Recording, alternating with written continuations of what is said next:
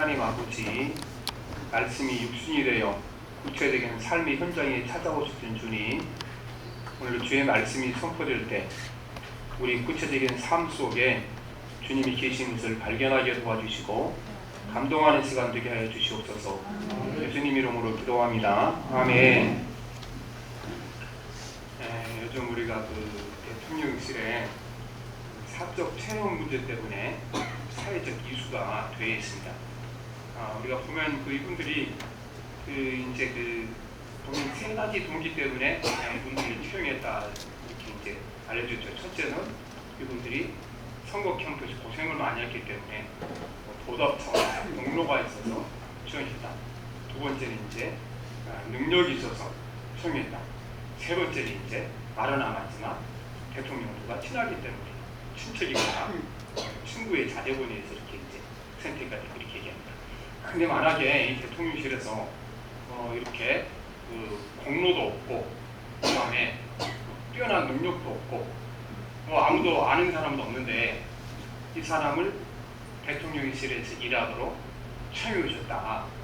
그러면 동기는 한 가지입니다. 동기는 뭐냐면은 그 사람이 너무 힘드니까 불쌍히 여겨서 긍휼히 여겨서 채용해 준 것이 되겠죠. 세상에 이런 일이 없죠. 세상에는 불쌍하게 해줄 일 없죠. 세상에는 되게 보면 이제 앞에서 말한 대로 공로가 있거나 능력이 있거나 나와 무슨 관계가 있어 해주는 거지 아무것도 없는데 뭔가를 이렇게 해준 사람이 있겠습니까?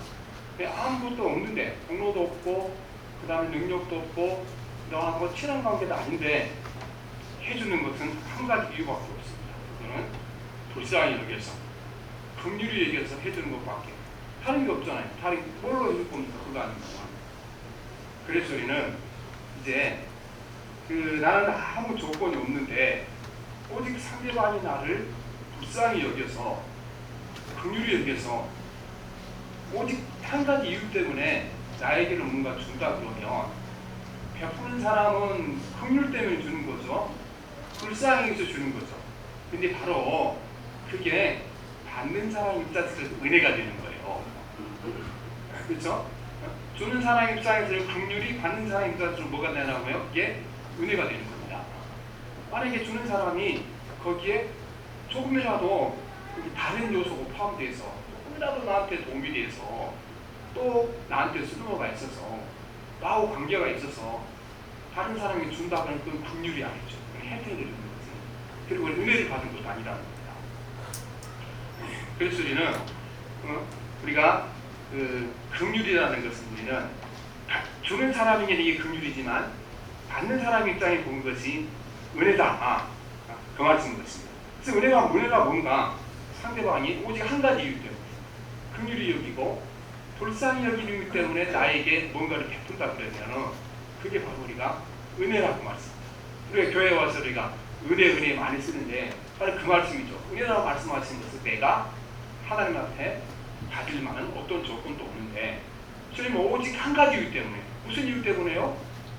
불쌍히 여긴 이유 때문에 나를 주셨고 나는 한 가지 이유 때문에 받는 거다. 나를 하나님이 불쌍히 여기셔서 나를 주었다. 그 은혜라는 겁니다.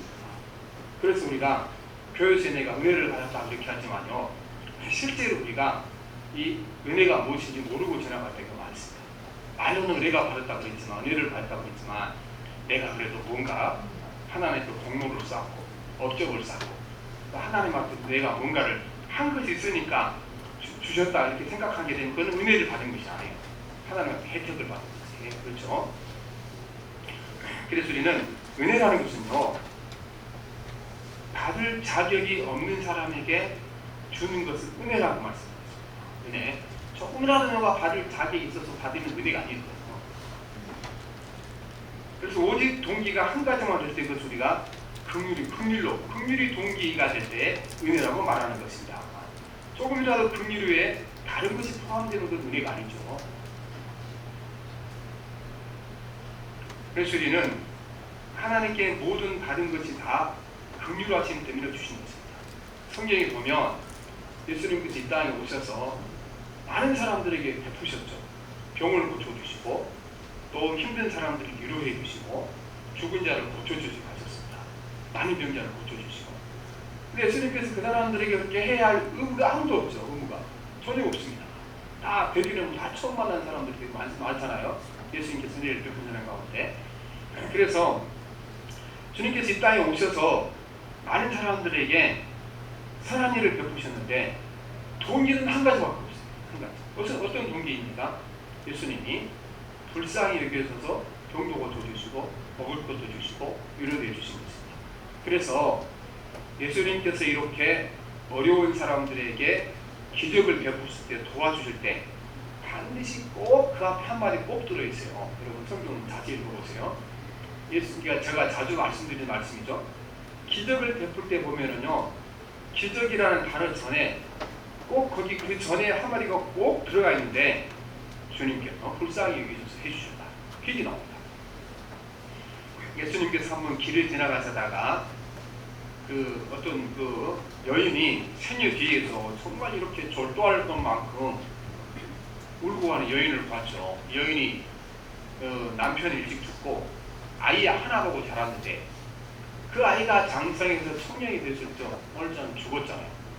그러니까 이 홀로 키운 아들이 죽었으니까 너무 슬프게 울고 있었죠. 그때 예수님께서 이 여인의 아들을 고쳐주셨는데 왜 고쳐주신지 아십니까? 이유는 한 가지예요. 거기 이렇게 기록이 됐어요. 누가복음 7장 13절에 보면 주께서 과부를 보시고 불쌍히 여기사 울지 말라 하시고 일어나라 해서 고쳐주셨거든요.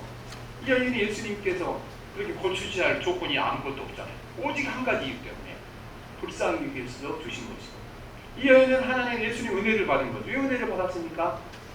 이 사건이 일어나는 것은 100% 예수님이 긍휼하심 때문에 일어났기 때문에 은혜를 받은 것입니다.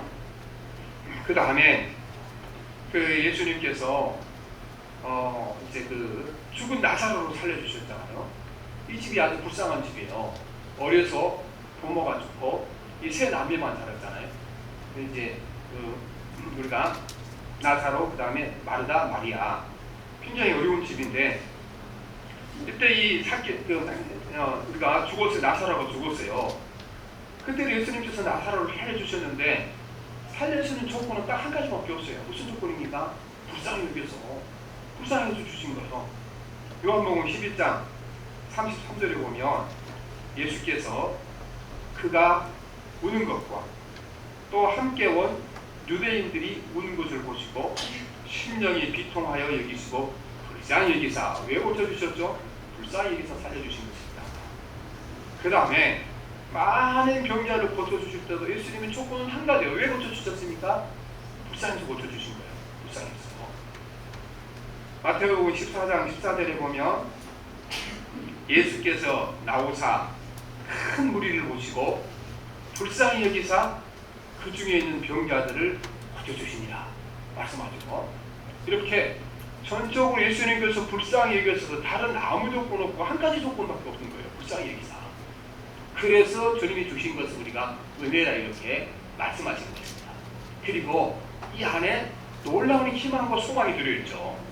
왜냐하면 어떻습니까? 내가 지금도 많은 역경을 당하고 어려움과 힘든 고난 가운데 있지만 주님이 나를 어떻게 하시며 불쌍히 여기시면 되는 거예요. 불쌍히 여기시면 죽은 자도 살아나고 병든 자도 고침을 받고 가난한 자도 보유하게 될 줄 믿습니다. 그래서 여러분, 예수님 우리를 불쌍히 여기서 주신 것이 우리가 받은 사람 입장은 그게 바로 은혜가 되는 거죠. 주는 사람이 긍휼한 마음으로 주면 받는 사람이 은혜가 되는 것이고, 그것 외에 다른 조건으로 받기는 은혜가 아니에요. 말씀이죠. 그래서 우리가 예수 믿을 때 은혜라는 마음을 너무 많이 사용하잖아요. 은혜라는 그런 말씀을 기억하셔야 됩니다. 거기는 내가 받을 만한 조건이 단 1%도 없다.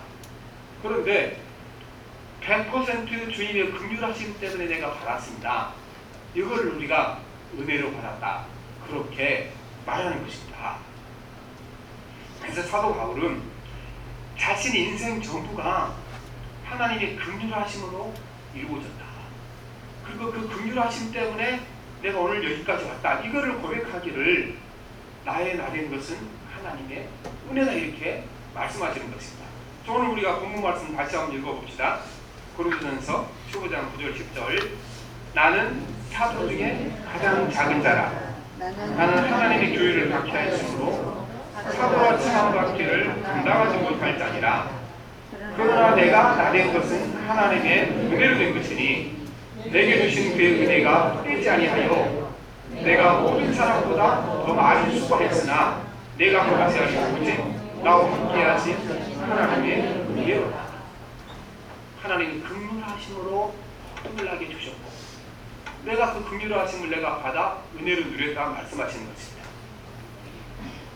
죄인이어서 벌을 받아야 마땅한데 하나님이 그를 하나님의 자녀로 삼아주셨습니다. 사도 바울이 예수 믿는 사람을 잡아서 죽이고 감옥에 놓고 핍박했던 사람인데 하나님은 그를 불쌍히 여기서 그를 부르셔서 하나님의 자녀로 불러주셨으니까 이건 내가 한 것이 없죠. 하나님 앞에 어떤 조건도 없으니까. 그래서 내가 예수 믿고 하나님의 자녀 된 것이 하나님의 전적인 은혜다. 주님이 나를 긍휼히 여기셔서 나를 불러주셨다고 말씀하십니다. 그 다음에 사도 바울은 나는 사도가 될 자격이 없다. 그 성경에 사도라는 표현을 쓴 것은 예수님이 12제자만 사도라 표현을 씁니다. 그럼 우리가 늘 바울을 부를 때 사도 바울이라고 부르잖아요. 그리고 사도 바울이요 다른 사람들이 자기를 사도라고 불러주기를 원했어요. 그래서 성경을 쓸 때마다 사도의 나 바울은 그리스도의 사도의 내 바울을 편지를 쓸 때마다 꼭 서로를 그렇게 썼어요. 그런데 사실은 이 바울은 예수님이 제자가 될 자격이 없죠. 왜냐하면 사도행전 2장에 보면 예수님이 제자가 될 자격이 거기 나와요. 자격. 그 예수님이 승천하신 다음에 이제 가룟 유다가 죽어서 원래 12명이 제자였는데 한 사람이 비잖아요. 그러니까 교회는 제자 한 사람은 최후가 되기 때문에 그때 후보자를 내세우는데 후보자 조건이 있었어. 어떤 조건인가? 세례 요한 이후로 예수님과 함께 3년 동안 동행했던 사람, 예수님의 부활하신 예수님을 만나보고 예수님의 승천을 보았던 사람들, 이 사람들만 예수님이 제자다, 사도다 부를 수 있었거든요. 그런데 사도 바울이 우리가 아는 대로 예수님이 세상에 지상에 계실 때 하룻밤 예수님과 잠을 잔 적 없어요. 함께 식사도 한 적 없어요. 그 환상 중에 나중에 자기를 만나줬어요. 조건이 안 되는 거예요. 조건이 안 돼도 뭐가 안 되면 된다 그랬습니까? 주님이 긍휼하심으로 자비를 베푸시면 조건이 안 되는 거예요. 그리고 그렇게 주님이 긍휼과 자비를 베푸셔서 조건이 안 되지만 내가 받는 것을 뭐라 한다 그랬습니까?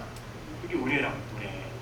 그러니까 우리가 은혜라는 거는 조건이 안 되지만 조건이 안 된 사람이 줄 수 있는 동기는 한 가지밖에 없죠. 어떤 동기입니까? 긍휼히 여기고 불쌍히 여길 때 줄 수 있는 거니까. 그래서 사도 바울이 내 모든 삶은 하나님 은혜라 이렇게 고백하고 있는 것입니다. 그리고 지금 내가 12사도 중에 내가 생각해도 가장 크게 충성하고 있다. 나보다 더 생명으로 복음 전하는 사람이 어디 있는가. 그런데 그것도 내가 한 것이 아니고 주님이 나에게 긍휼하심을 베풀어줬기 때문에 가능하다. 하나님의 긍휼하심을 베풀어주지 않았으면 어떻게 내가 사도가 됐겠는가. 어떻게 나한테 이렇게 병자를 고치는 능력을 주겠는가. 어떻게 복음을 전하는 뜨거운 열정이 나한테 생겼겠는가. 다 모두 다 하나님의 긍휼하심 때문에 나에게 주셨기 때문에 가능하다. 이렇게 고백하는 겁니다. 우리는 바울처럼 극적인 삶을 살지 않습니다. 환상 중에 예수님을 만나고 또 인생 전부를 열어서 이렇게 주님께 헌신하고 기적을 행하고 예수님을 박해하던 사람이 주님을 위하여 박해받는 사람, 이런 극적인 것은 이제 우리가 경험하지 못했죠. 그러나 오늘 이 사도 바울이 나의 나된 것은 하나님 은혜라 말씀하신 것, 이거는요 성경이 다른 곳에 보면 내가 세상에 태어나 지금 여기 존재하는 것 자체가 하나님 은혜다. 그것이 깨달아진 겁니다. 그래서 깨달아지니까 주님 앞에 충성할 수 있게 되었다는 것입니다. 오늘 많은 사람들은 오늘 내가 세상에 태어나서 여기 존재하는 것이 하나님의 긍휼하심 때문이다. 이거를 깨달은 사람이 많지 않죠. 그래서 많은 사람들이 이제 우연히 세상에 왔다가 간다 그렇게 말하죠. 유명한 그 철학자 하이데거는 말하기를 우리는 던져진 존재예요. 누가 세상에 오고 싶어서 사람이 어디 있냐. 다 던져진 존재이지. 그렇게 말합니다. 그리고 우리도요, 살아가다가 너무 힘들면 어머니, 아버지 왜 나를 낳으셨습니까? 그 어느 유행가 가사지 않아요? 그게? 왜 나를 낳으셨습니까? 그게 무슨 뜻입니까? 어머니, 아버지가 우연히 나를 세상에 나오게 하셨다, 그런 뜻이잖아요. 그런데 사도 바울은 그렇게 생각하지 않았습니다. 그가 예수님을 만난 다음에 내가 세상에 태어나기 전부터 하나님이 계획하시고 섭리하셔서 나는 세상에 나왔고, 그 다음에 세상에 살아가면서 내 삶이 있어질 모든 일을 그분이 계획하셨다는 것입니다. 우리는 이 땅이 막 크고 위대하게 된 사람만 특별히 하나님의 은총을 입었다고 보잖아요. 그런데 그렇지 않습니다. 성경에 우리는 우리가 이 땅에 살아갈 때 많고 많은 사람 중에 휘글처럼 작은 사람이잖아요. 모래알처럼 작은 사람이잖아요. 그러나 모래알처럼 작은 사람, 휘글처럼 작은 사람, 크고 놀라우시고 만유의 주이신 하나님이 우리 그 작은 사람들을 계획하시고 섭리하시고 오늘 이 자리에 있게 하신 분이 하나님이라는 것입니다. 그래서 사도 바울이 나의 나에서 은혜라고 말씀하죠. 그래서 바울이 갈라디아서 1장 15절 이렇게 말해요. 내가 태어나기도 전에 나를 택하시고 은혜로 나를 부르신 하나님이 자기 아들을 나에게 나타내어 이방인들에게 그분에 대한 기쁜 소식을 전하게 하시기를 기뻐하신다. 그래서 나의 나된 것은 하나님 은혜라 말씀하면서 사도 바울이 여기까지 포함되는 겁니다. 이 보잘것없는 나를 세상에 보내신 것이 크고 위대하신 하나님의 나를 선택하여 주시고 또 내가 무슨 일을 해야 될지 그 사명을 정해주신 분이 하나님이셨다. 그러니까 나의 나된 것은 하나님 은혜라 말씀하는 것입니다. 여러분, 하나님의 은혜 중에 가장 큰 은혜는 내가 이 세상에 태어나 존재한다는 자체보다 큰 축복은 없습니다. 이것이 만약에 내가 세상에 온 것이 우연히 왔거나 또 이제 부모가 보낸 것이라 그러면 그렇지 않을 수 있겠죠. 그래서 사도 바울처럼 이 땅에 오는 것이 우리가 크고 위대하신 하나님의 계획과 섭리 안에 땅에 왔으면 거기 하나님의 긍휼하심이 있는 겁니다. 그 안에 하나님의 자비하심이 있는 줄을 믿습니다. 오늘날 우리가 내가 세상에 태어나 존재하는 것 자체가 하나님의 축복이다. 그걸 모르고 살아가니까 이 땅에 사는 삶이 자꾸 남들과 비교되고 열등감 가지고 세상 일이 안 풀리면 우리가 이런 인생을 살아야 할 가치가 없는 것처럼 느껴지는 것입니다. 왜냐하면 우리는 이처럼 귀하게 하나님이 계획하고 섭리하여서 나를 세상에 보내주셨는데 그래서 내 존재 자체가 가장 귀한 건데 우리는요 나의 존재 자체보다 귀하게 여기는 것들이 너무 많습니다. 돈을 더 귀하게 여기고 세상 명예를 더 귀하게 여기고 권세들도 귀하게 여깁니다.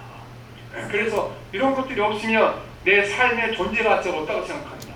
이 시대의 모든 사람들은요, 많은 사람들은 존재의 가치를 어디서 찾는가? 명예에서 찾습니다. 또 자기 가진 이제 물질에서 찾습니다. 또 자기 가진 권세에서 찾습니다. 그러니까 이런 것을 갖고 있지 않은 사람들은 살아갈 가치가 없다고 생각하고 살아가는 것입니다. 왜냐하면 이 땅에 나를 보내주신 하나님이 긍휼하심 때문에 보내주셨고 나는 하나님의 땅에 보낸 자라는 그런 의식이 없기 때문에 우리는 내가 세상에 태어나서 존재하는 자체가 얼마나 큰 축복인가를 깨닫지 못하고 크신 은혜인가를 깨닫지 못하고 살아갈 때가 너무 많기 때문에 그렇습니다. 그래서 우리는 예레미야 선지자를 보게 되면 똑같은 걸 고백합니다. 예레미야 선지자는 성경에 나와 있는 선지자 중에 가장 힘들고 고통스러운 삶을 살았던 선지자입니다. 그래서 별명이 눈물의 선지자라고 그러죠. 예레미야 선지를 걸어. 그래서 예레미야 20장에 보게 되면 예레미야 선지자가 자기 그 고단한 삶에 대하여 고백하는 것이 나옵니다. 하나님, 나를 왜 세상에 보내주셨습니까? 우리 어머니가요, 나를 세상에 나오기 전에 내가 뱃속에서 죽어서 그냥 나올 때 죽어서 나왔으면 이보다는 좋았겠습니다. 그렇게 얘기했죠. 얼마나 고통을 많이 겪었겠습니다. 왜냐하면요, 예레미야 선지자가 전이할 그 하나님의 메시지가 이게 굉장히 어려운 메시지죠. 왜냐하면 앞으로 이스라엘이 망할 거다. 예루살렘이 다 파괴될 거다. 왕들이 잡혀갈 거다. 이걸 하나님께서 예레미야에게 전하라고 주셨거든요. 예레미야에게 전했죠. 하나님의 말씀입니다. 그런데 이 에레미야의 예언을 듣고 난 사람들이 그게 선지자가 할 뜻이냐? 아니 선지자가 열심히 기도하고 이렇게 기도해서 희망을 줘야지. 하나님이 도와주시면 우리가 현재 파괴되지 않을 수 있으면 이렇게 희망을 줘야지. 많은 사람들에게 이들이 아무리 노력하고 수고해도 심지어는 기도해도 소용없다. 하나님이 멸망시키기를 결정해서 이걸 전했으니까 얼마나 사람들이 미움을 받았습니까? 감옥에 갇히고 매에 맞고 그 고통을 당했죠. 그런데 하나님께서 예레미야에도 선지자로 부르시기 전에 앞으로 에레미야가 겪어야 할 삶의 고통이 뭔가 안 겁니다. 알고 에레미야가 그럴 때마다 일어나도록 미리 주신 말씀이 있어요. 미리 주신 말씀. 그를 위로하기. 앞으로 어려움을 당하며 이겨내도록 미리 주신 말씀이 있었는데 바로 미리 주신 말씀이 그 말씀이요. 내가 너를 너희 어머니 뱃속에서 선택하고 나의 선자로 불렀다. 이 얘기를 하거든요. 예레미야 1장 4절로 보면은 여호와의 말씀이 내게 임하니라 이르시되 내가 너를 모태에서 짓기 전에 너를 알았고 내가 배에서 나오기 전에 너를 선별하였고 너를 여러 나라의 선자로 세운다고 하시기로 말씀하는 것입니다. 우리가 세상에 태어나서 내가 태어나고 싶어서 태어난 사람 없지요. 여기에 하나님께서 긍휼하심과 자비하심으로 에레미야를 세상에 보냈고 그를 선지자로 선택했다고 말씀하고 계시는 것입니다. 하나님의 긍휼하심이 지금 우리를 세상에 부르셨고 또 지금 이 자리에 우리를 존재하게 하신 분을 믿습니다. 그래서 우리가 이 은혜보다 큰 은혜는 없습니다. 은혜보다. 그러니까 내 존재 자체보다 자꾸 돈을 귀하게 여기고 세상의 명예를 귀하게 여기고 세상의 권세를 귀하게 여기니까 그것 갖지 못하게 되면은 우리는 내 삶이 가치 없다고 생각하는데 우리는 이 보잘것없는 삶을 크고 위대하신 하나님 나라를 세상에 보내셨고 지금 여기 존재하는 것이 그분이 긍휼하신 분이 존재한다. 이렇게 깨달으시게 되면은 우리는 내 삶이 임하신 주의 크고 놀라운 은혜가 깨달아지게 될 줄 믿습니다. 우리가 바울처럼 모든 것이 극적으로 이루어지지 않았기 때문에 내가 하나님께 받은 은혜가 얼마나 크다는 사실을 못하고 살아갑니다. 그러나 지금 우리가 다 똑같은 은혜를 받고 있을 줄 믿습니다. 나의 나된 것 하나님의 은혜인 것입니다. 성경에 보면 하나님의 긍휼하심이 우리에게 임한다. 이걸 이제 또 다른 말로 우리 가운데 하나님의 나라가 이루어진다 그렇게 말하거든요. 하나님의 나라 특징, 하나님께서 우리에게 긍휼을 베푸시고 자비를 베푸실 때 특징이 뭔가 하나님은 긍휼을 베푸시지만 받는 사람들이 그거를 잘 깨닫지 못한다는 것이 특징이라는 겁니다. 예수님께서 하나님 나라에 무슨 특징이 있는가? 하나님 우리에게 많은 은혜를 베풀어 주지만 그 은혜를 우리가 인간의 오감을 통하여 인식하지 못한다. 하나님께서 긍휼을 베풀어 주시지만 눈으로 보지 못하고 우리가 냄새 맡지 못하고 귀로 듣지 못하고 손으로 만지지 못하고 이게 하나님의 은혜의 특징이다. 그렇게 말합니다. 그래서 마가복음 4장 26절에 보면 하나님의 나라는 사람이 씨를 땅에 뿌린 것 같으니 그가 밤낮 자고 깨고 하는 중에 씨가 나서 자라되 어떻게 그리 되는지를 알지 못하느니라. 씨를 뿌리면 싹이 나고 잎이 맺히고 나서 열매를 맺히고 그런데 우리가 잠자고 일어나면 변해 있고 시간이 전해 있지. 그리고 그 과정을 우리가 눈으로 볼 수 있습니까? 뭐 과학자들은 보겠죠. 거의 보지 못하잖아요. 마찬가지로 하나님의 긍휼하심과 자비하심이 우리 삶에 끊임없이 내려오고 있지만 우리가 깨닫지 못하고 보지 못한다는 겁니다. 그래서 오늘 또 우리는 내 삶에 임하신 하나님의 긍휼하심, 내가 그걸 받아 누리는 은혜를 깨달아야 되는 것입니다. 우리 모든 삶이 사도 바울처럼 나의 나된 것은 하나님의 은혜인 것입니다. 예수님께서 품꾼의 비유를 말씀하셨죠. 어떤 사람이 아침 6시에 나가서 저녁 6시까지 12시간 일을 했어요. 그런데 주인이 오후 4시에 가서 품꾼을 불러왔는데 6시에 끝났으니까 2시간 일을 했어요.